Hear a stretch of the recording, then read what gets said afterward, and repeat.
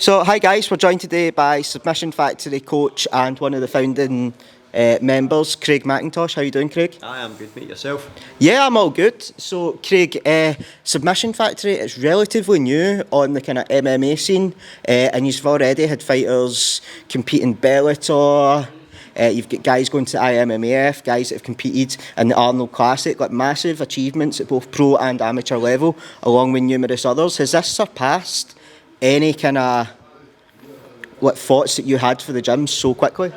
No, to be honest, I've been building this for a while. I started building it out at the Scottish Martial Arts Centre before, but we were only had 3 days a week where I was able to teach classes. So when the lockdown kicked off, that was a decision I'd kind of already made anyway in my head. I've just had 2 kids as well, so I was at the point where at the time it was my first kid was on the way. I was at just had my first kid, and I'm thinking to myself, I've got 3 really important things in my life, which is my family, obviously at the time it was my work, and also coaching. And I just thought to myself, there's only one of those that could go, and that was my job. It was a great job, what people usually like for a job. But I just thought to myself, I've done this now for 13 years religiously. I've never took a break. I'm obsessed with it. It's all I think about.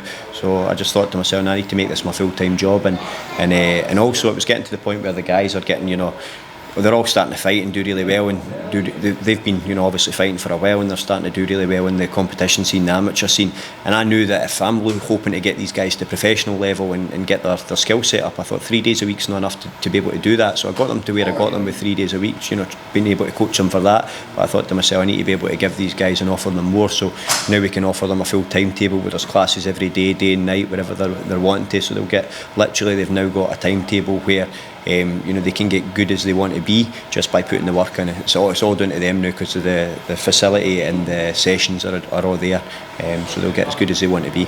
And it must be a bonus as well for your guys to have full kind of ownership of the gym. So if guys clear it with you first, they can come in early morning or they can come in late at night, just whatever fits around their work schedule. Because obviously in amateur MMA and a lot of time in professional MMA as well, guys need to have essentially a second job or a first job to be able to pay the bills. Yeah, absolutely. And everybody's work life and balance is different, so it's good to be able to give that facility. We just communicate and kind of do it ad hoc. Whenever people want to get in during the day, we can do it that way. We can start to build up for there, and we just we all tie in together for these sessions.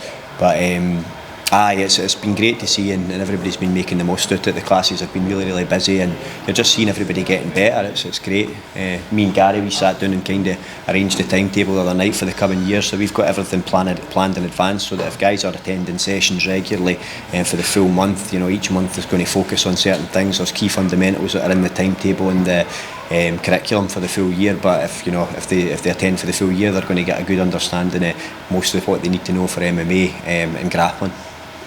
Yeah, because you guys, you and Gary, you came from higher level, so you obviously have an amazing kind of affiliation with higher level. You all come under the Real Grappling banner as well, which is headed up by James Doolan. How important is it to have those kind of bonds in MMA? So Gary, he didn't train at higher level. Actually, he had trained elsewhere. He had coached some guys as well at New Life, so he had already been doing quite a bit of coaching, had quite a lot of success with those guys as well. Myself, obviously, I trained at higher level for when I was 2013. I started there, but even prior to that, I'd been into martial arts since 2009. Obviously a massive learning experience, being part of that team for so long, along so many amazing fighters under great coaching for James Doolan, and I'm still learning for James as well. Just even when it comes to coaching, he's always been really welcoming and helpful when it comes to just even bouncing ideas, because he's doing it at the level where he's constantly dealing with guys. I'm dealing with guys right now where I've got 5 or 6 fighters, amateur fighters dealing with mostly amateur regional shows and whatnot. Can you imagine the stress of dealing with Cage Warriors, bloody South Africa? He's got pro fighters going all over the world like this, and trust me, he cares. So he's got to make sure all these guys are. It's such a massive task, because it's not a job that any passionate coach is going to half-heart. When I've got guys fighting, it's occupying the majority of your thoughts. You're thinking, right, what is it they need to do? Is there any holes I need to fill? What's their opponent going to be needing to do? What can I do to make sure that this person's coming out totally prepared for anything their opponent's going to throw at them? Sometimes can be easier to do that if you've got more footage on the person, but when it's at entry level, the good thing about that, when you're just starting and the guy's maybe only got a few fights, then the main thing you need to focus on is making sure that your guy's as prepared as possible and that they're going to be difficult to beat with the skill set that they've got.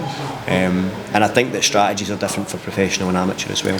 Because that was a question I was going to ask you as well. Like, see guys that are fighting at amateur level, do you kind of try and get them not to focus too much on footage? Because you'll know yourself just for coaching amateurs and also professionals to a degree, but everyone's constantly evolving, everyone's constantly getting better. So a fighter who had a fight maybe 6 to a year ago, they might be a completely different fighter now. So do you get the guys just to focus on their game plan?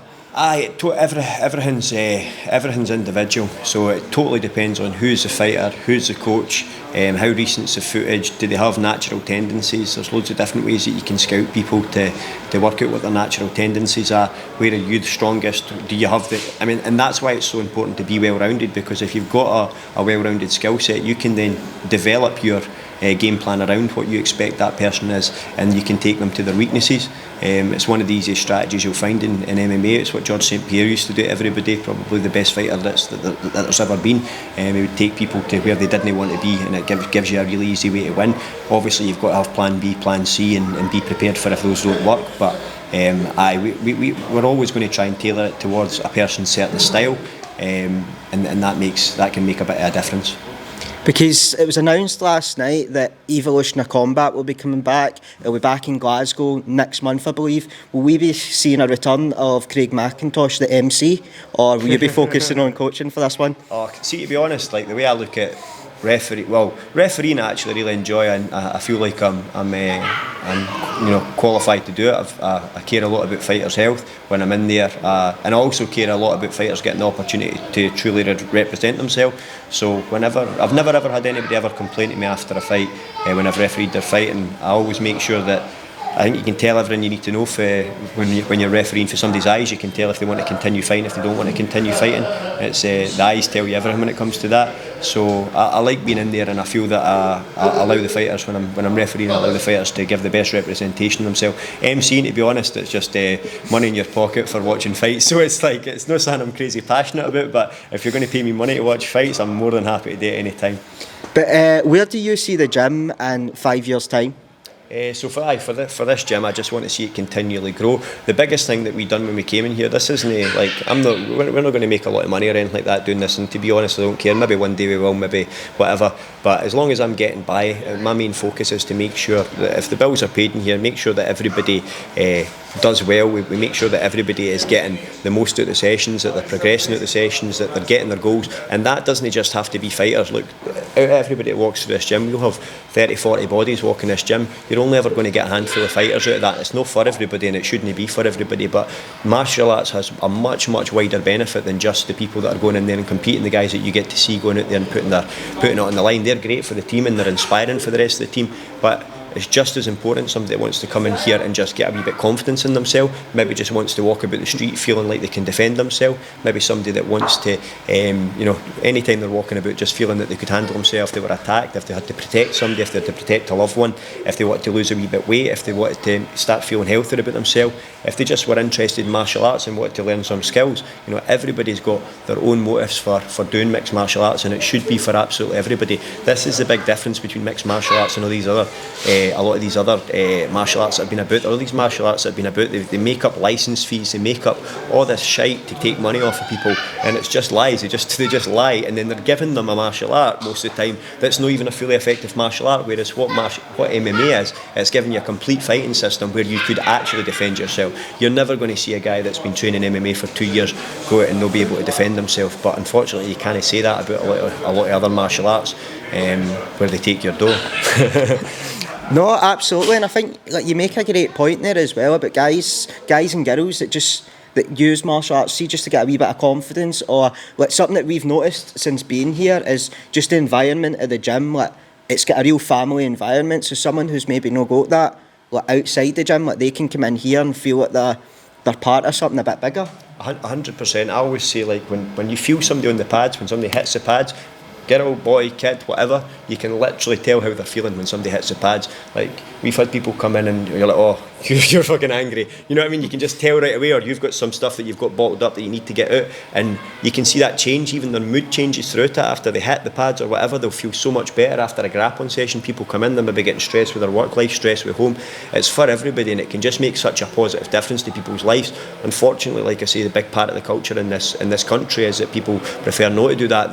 It's not encouraged as much. The culture is go to the pub after, and then it's not doing anything. They're just having the same problems the next day, and it's making them kind of feel worse about themselves. But coming in and doing a wee session, you're getting a wee bit fitter, learning some skills. People are just they're getting the benefits out of that, and I just think that's massive for me. Like, to be able to do that for my life, it's the best thing I can be able to do to people. It changed my life massively. Like I say, when I was first started this, I was totally lost when I started martial arts, and it's benefited me in every aspect of my life throughout. And to be able to give that to somebody else is like the best thing I can ever do myself, especially in this area, because me and Gary, Callum as well, we all used to have to travel to learn what's in our heads. You know, we had to, like, 6-7 years travelling back and forth to higher level. Used to travel, even before that I used to travel through to Scott McVeigh's jiu-jitsu classes, where he was in Kerr's place as well, out in Balfron. So we'd be out, and I would drive myself in the car out to Balfron to learn some Brazilian jiu-jitsu. I would drive through to Govan in Glasgow and just be out training with, you know, Scott McVeigh and all those guys there. And you're doing that regularly by yourself, all those times in the car by yourself, driving out to East Kilbride to train with John Craig, learning Muay Thai, sparring with their A-class Muay Thai fighters, trying to learn martial arts so that eventually people don't have to travel to do it. We've got it all in our heads that we can give to the people in this area, and it's that's, to me, that's worth a lot. No, absolutely. And just the last question for you today, Craig. What fighters should we be looking out for coming out of Submission Factory over the next year, couple of years? So, I mean, you've got Anis, who's competing again tomorrow. This is another short notice fight that he's took. His last one was fight of the night.